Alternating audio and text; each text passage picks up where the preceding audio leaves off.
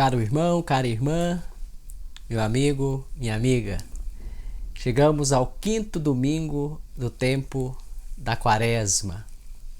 Já estamos às vésperas de celebrar a Semana Santa, a semana mais alta do tempo litúrgico, às vésperas de celebrar a Páscoa de Jesus, o ápice do ano litúrgico, o ponto culminante do ano litúrgico e a festa por excelência da nossa vida cristã, a solenidade maior, a festa da ressurreição de Jesus, a celebração da ressurreição de Jesus. E neste quinto domingo da Quaresma, nos é oferecido o texto do Evangelho de São João, capítulo 8, versículos de 1 a 11, para a nossa meditação, para a nossa reflexão. Quaresma é tempo de conversão, de volta ao Senhor, para que, de coração puro, possamos celebrar dignamente os mistérios pascais. O tempo da Quaresma é também um tempo de exercitar um desejo grande de se voltar a Deus, um tempo de se penitenciar, lembrar dos seus pecados, se arrepender deles, pedir o perdão de Deus e continuar a vida. Continuar a luta neste mundo, para que, quando terminada a nossa missão neste mundo, possamos abraçar a vida e a vida eterna, a vida divina, a vida em Deus. O Evangelho é de São João, está inserido no capítulo 8 do Evangelho de João. É uma passagem de sabor sinótico, de Evangelho sinótico. A mulher adúltera, o episódio conhecido como episódio da mulher adúltera, que é perdoada por Jesus, mas que é inserido no momento que Jesus está no templo, numa discussão, num debate com as autoridades judaicas. Portanto, foi colocado exatamente aqui, neste ponto do Evangelho de João, inserindo assim nos debates de Jesus com aquelas autoridades judaicas. Diz assim o Evangelho: Jesus, entretanto, foi para o Monte das Oliveiras. De madrugada, voltou ao templo, e todo o povo vinha até ele, que sentado os ensinava. Então os escribas e os fariseus trouxeram uma mulher flagrada em adultério. Colocando-a no meio, disseram a Jesus: Mestre, esta mulher foi flagrada em adultério. Moisés, na lei, nos mandou apedrejar tais mulheres. E tu, o que dizes? Eles perguntavam isso para pô-lo à prova e ter motivo para acusá-lo. Jesus, porém, inclinando-se, começou a escrever com o dedo no chão. Como insistisse em perguntar, Jesus ergueu-se e disse: Quem dentre vós não tiver pecado, atire a primeira pedra. E inclinando-se de novo, continuou a escrever no chão. Ao ouvirem isso, foram saindo um por um, a começar pelos mais velhos. Jesus ficou sozinho com a mulher, que continuava no meio, em pé. Erguendo-se Jesus, lhe disse: Mulher, onde estão eles? Ninguém te condenou? Ela respondeu: Ninguém, Senhor. Jesus então lhe disse: Eu também não te condeno. Vai, e de agora em diante não peques mais. Meu amigo e minha amiga, de madrugada Jesus voltou ao templo, e todo o povo vinha até ele, que sentado os ensinava. Jesus sentado no templo era a posição própria do mestre, de quem ensinava. O mestre ensinava sentado. E aquelas pessoas escutavam Jesus.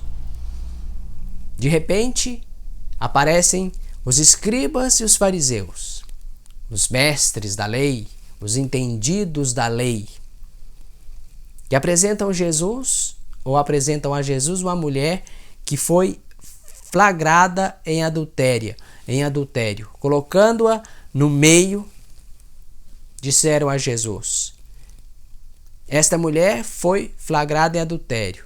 Moisés na lei nos mandou apedrejar tais mulheres. Primeiro, ninguém comete adultério sozinho. E a lei dizia que deveria se apedrejar primeiro o homem que cometeu adultério. E a mulher só seria apedrejada, como informa a lei, no Deuteronômio, se ela não denunciou, se ela foi violada. Não há caso na lei de Moisés que prescreva o apedrejamento de mulher por causa de adultério. Mas aos homens, que deveria ser apedrejado primeiro. Veja, e ninguém comete adultério sozinho. Se queriam que ela fosse apedrejada por adultério, fosse morta, condenada à morte, punida até a morte pelo pecado do adultério, onde está o homem? Ninguém comete adultério sozinho. Então o pecado aqui foi cometido por duas pessoas. Perguntam a Jesus, querendo colocar Jesus numa cilada. Se Jesus respondesse: não apedrejas, ou não apedreje tal mulher, você então é um transgressor da lei, poderiam acusar assim Jesus. Mas se ele dissesse: apedreja, mas você não prega o amor, você não é tão simpático às mulheres, acolhe tão bem as mulheres e agora manda apedrejar as mulheres, Jesus continua sentado e não fala nada. E como eles insistem, Jesus responde: quem não tiver pecado entre vós, atire a primeira pedra. Escrever no chão significa, como diz aqui a notinha na Bíblia da CNBB, significa apagamento, esquecimento. Escreve no chão, logo vem o vento e apaga. Quer dizer, Jesus apaga o pecado. Jesus esquece o pecado. Jesus perdoa o pecado. Quem não tiver pecado, atire a primeira pedra. E começaram a sair um a um, a começar dos mais velhos. Todos têm telhado de vidro. Como acusar o outro? Começaram a sair um a começar dos mais velhos. Talvez os mais velhos, porque viveram mais, pecaram mais. E devem tomar consciência do seu pecado, cedo ou tarde, mais novo ou mais velho, importa a idade, mas lembrar sempre que eu sou pecador e que eu não tenho direito de acusar ninguém.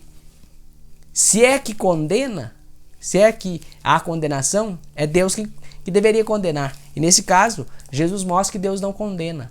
Deus perdoa quem vem até ele, que essa mulher, mesmo que a força, foi levada até Jesus. Foi levada até Jesus e recebeu o perdão de Jesus. Ninguém te condenou? Eu também não te condeno. Mas vai e não peques mais.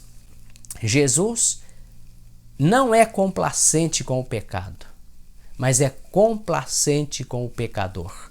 Isso aqui é importante, porque senão a gente poderia achar, posso fazer qualquer coisa. Quantos que estão aí cometendo barbáries, coisas horríveis, pecados horrorosos? Vou receber perdão mesmo, depois eu só pedir perdão e estou perdoado? Não. Vai e não peques mais. Ninguém te condenou. Eu também não te condeno. Mas não peques mais. Vai, continue a sua vida, mas não peques mais. E é isso que Jesus diz para nós hoje. Vai, os teus pecados estão perdoados. Eu não te condeno, mas não peques mais. Isto é, muda de vida. Converta-se. Muda a vida. Muda a rota para o seu bem. Jesus se preocupa com a pessoa, com o bem da pessoa. Que na verdade o perdão do pecado é para o nosso bem. É para o bem da pessoa. Que uma vida sem pecado é uma vida mais tranquila, a vida mais feliz, a vida pura, a vida mais próxima de Deus. Se ela não tivesse caído na tentação do pecado, ela não estaria ali naquela situação pública de ser ameaçada de morte. O pecado sempre nos traz prejuízo, sempre nos traz o mal.